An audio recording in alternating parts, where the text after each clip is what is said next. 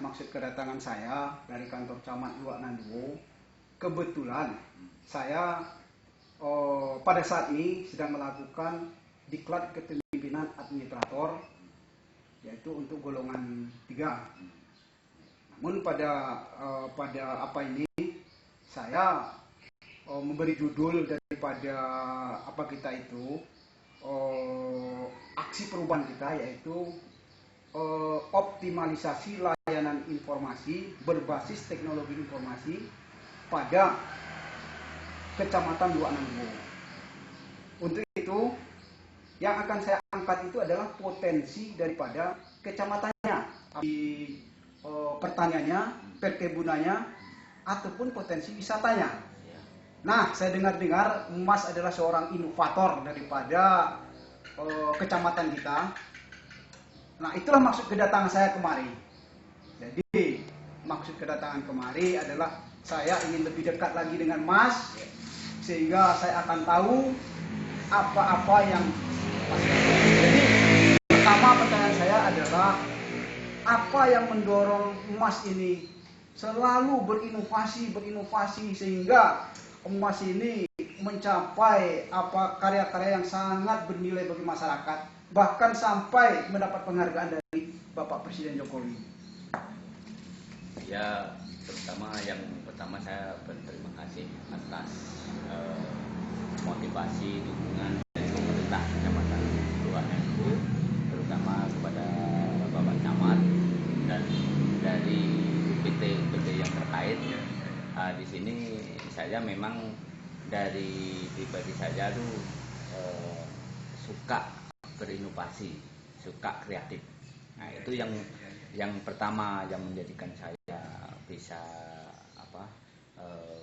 barangkali mungkin berkembang dalam segi inovasi. Yang jelas kita tengok sumber daya alam di Kecamatan Luak Nanduo itu sangat menjanjikan, baik itu sektor pertanian, perkebunan, peternakan, ataupun sektor-sektor lainnya.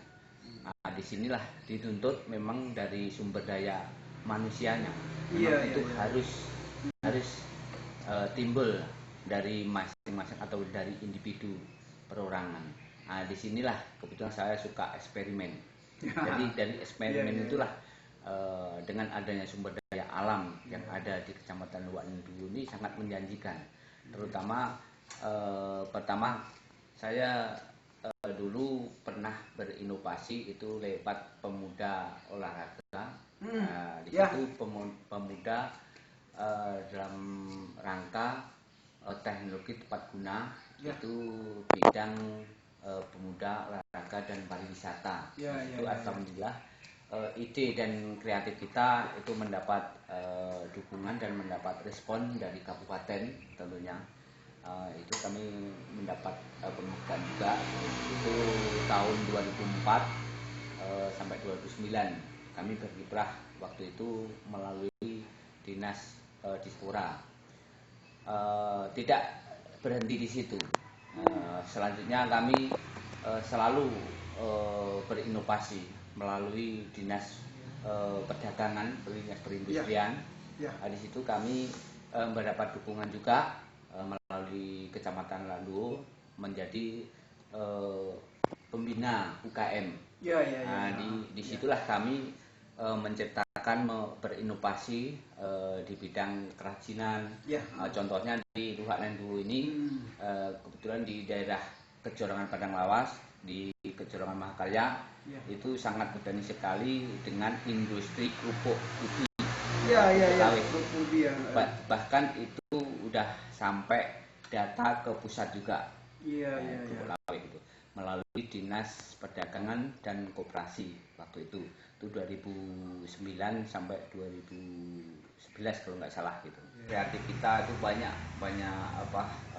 ide-ide yang kami tuangkan di situ. Alhamdulillah dapat respon juga dari dinas pemandangan, khususnya sektor peternakan. Mas, itu Mas yang akan saya tanyakan lagi, Mas, inovasi itu karya-karya Mas ini yang menjadi andalan Mas ini. Saya tengok di situ banyak sekali. Di sini sebetulnya banyak inovasi kreativitas banyak yang sekiranya kita kita ciptakan atau kita cuman saya berpikir gini, kalau kita menciptakan cuman untuk diri saya sendiri itu sama aja kita itu cuman bermain cuman bermain-main aja. Bermain aja. Masalahnya untuk kita sendiri, untuk kepuasan batin kita. Jadi hobi tersalurkan tapi tidak menyentuh ke masyarakat banyak.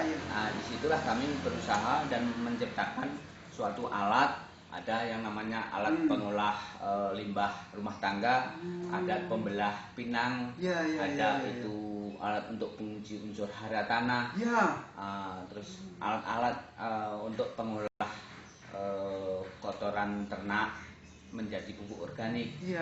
Jadi alat-alat tersebut sebetulnya kami yang melatar belakangi kami menciptakan alat-alat tersebut kembali ke sumber daya tadi. Posyantek.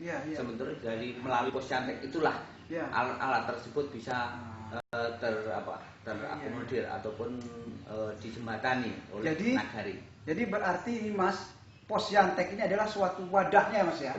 Wadahnya untuk mempublikasikan apa-apa yang telah kita lakukan ya. Jadi sebelum ada posyantek, saya berusaha berinovasi itu cuman melalui melalui mulut ke mulut, melalui kita semacam informasi-informasi yang belum terorganisir. Tapi dengan adanya posyantek di situ sangat mendukung sekali. Kenapa? Dengan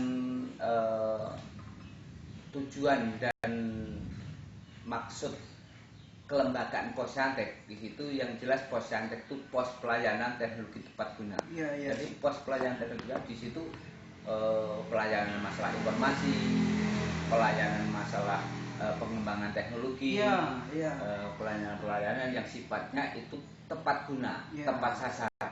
Nah, disitulah tepatnya saya mengembangkan sayap.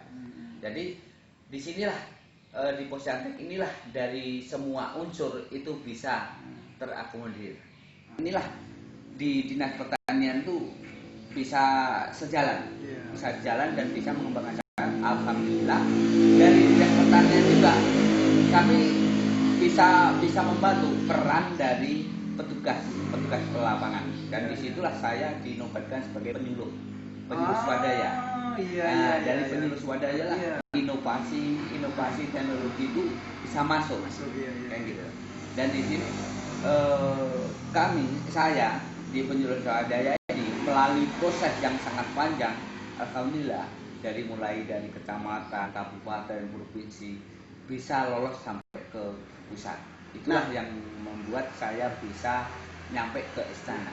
Nah, sekarang ini saya dengar Mas juga berinovasi, menciptakan suatu karya, yaitu diantaranya adalah pupuk organik.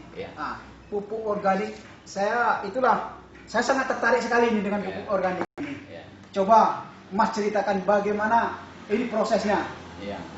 Jadi proses dari pengolahan pupuk organik itu memang di kalangan masyarakat atau kalangan petani itu sebenarnya tidak asing lagi. Cuman di sini yang membuat kita semangat, justru inilah yang membuat saya menjadi suatu tantangan. Kenapa? Kebutuhan akan pupuk itu sangat luar biasa. Petani itu kalau tidak ada pupuk, dia tidak akan bangkit, dia tidak akan berhasil. Nah, disinilah kita, lantaran saya udah banyak berinovasi, banyak mengembangkan menciptakan alat-alat berbagai macam. Di sini suatu tantangan buat saya bahwa pupuk organik itu sangat bermanfaat buat petani. Itu makanya saya ciptakan ada salah satu alat itu yang menjadi andalan kita. Itulah kuncinya untuk menciptakan pupuk organik. Apa itu? Pupuk organik itu salah satunya harus diciptakan starter ataupun mikroba. Mikroba itulah yang memacu, mempercepat proses pengolahan pupuk organik. Tanpa mikroba, pupuk organik itu tidak akan bisa bermanfaat yang luar biasa.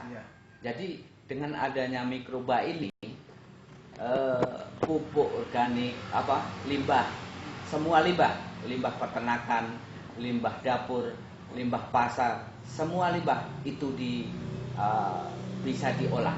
Dan saya menciptakan juga salah satu alat untuk membuat mikroba itu yang skopnya itu skala rumah tangga. Alatnya boleh nih. Ini salah satu alatnya. Alhamdulillah ini kemarin. Jadi ini andalan saya kemarin sudah melalui proses. Alhamdulillah ini juara umum Kabupaten Pasaman Barat. Jadi dengan adanya alat ini kita bisa mengolah limbah apa saja. Bahkan makanan ternak pun bisa diolah dengan alat ini. Alatnya simpel, sederhana, murah, meriah. Nah, sekarang ini Mas, Mas sudah bisa menciptakan suatu pupuk. Sekarang ini artinya udah sampai kita cerita masalah pemasaran. Memang pupuk tadi saya bilangkan pupuk organik itu sangat susah untuk dipasarkan. Tapi buat saya itu sebetulnya mudah. Kalau kita bisa memasukkan ke mindset petani. Kenapa? Petani selama ini dia mempunyai pemahaman bahwa kalau kita nanam, kalau tidak dipupuk dengan pupuk kimia itu tidak akan tidak akan subur. Padahal itu tidak 100% benar. Kenapa?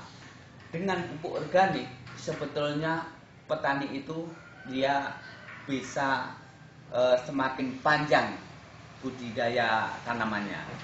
Dengan pupuk organik tanah bisa kembali muda, bisa kembali subur. Kenapa saya bilang gitu? Yang jelas saya masukkan ke mindset masyarakat, mindset petani, itu perbedaan kimia dengan organik. Bukan maksud saya pupuk kimia atau pupuk organik, tapi organik sama kimia. Kalau organik itu sifatnya, dia kalau organik itu dia di dalamnya makhluk hidup. Kalau kimia itu sifatnya dia ada kerugian ataupun radiasi yang merugikan, kayak gitu. Jadi kalau organik itu dia suatu makhluk hidup yang dikembangkan. Di situ kalau udah berkembang biak, dia akan sangat bagus sekali, terutama di tanah, kayak gitu. Namanya mikroba. Tapi kalau kimia itu unsur kimia yang pasti dia sarinya memang benar bisa diserap, tapi dampaknya itu merugikan. Jangka panjangnya kita dirugikan. Memang saat awalnya kimia itu langsung menggugah kita, kalau bahasa anak muda merayu kita supaya cepat bangkit. Tapi jangka panjangnya kita dirugikan. Tapi kalau organik itu pada awalnya dia kan makhluk hidup. Pada awalnya dia baru mulai berkembang. Kalau dia udah berkembang biak luar biasa dahsyatnya. Disitulah manfaatnya petani merasakan. Dan saya melalui kami menyampaikan dengan masing-masing petani, dengan kelompok, akhirnya lama-lama diterima dengan cara saya menyampaikan. Itulah suatu metode saya sebagai market pemasar. Itu. Jadi cara kita memasarkan bukan berarti kayak, Pak ini harus beli Bapak ini bagus, tidak. Saya ubah dulu supaya dia memahami. Dirubah mindsetnya Mas. Mindsetnya dulu.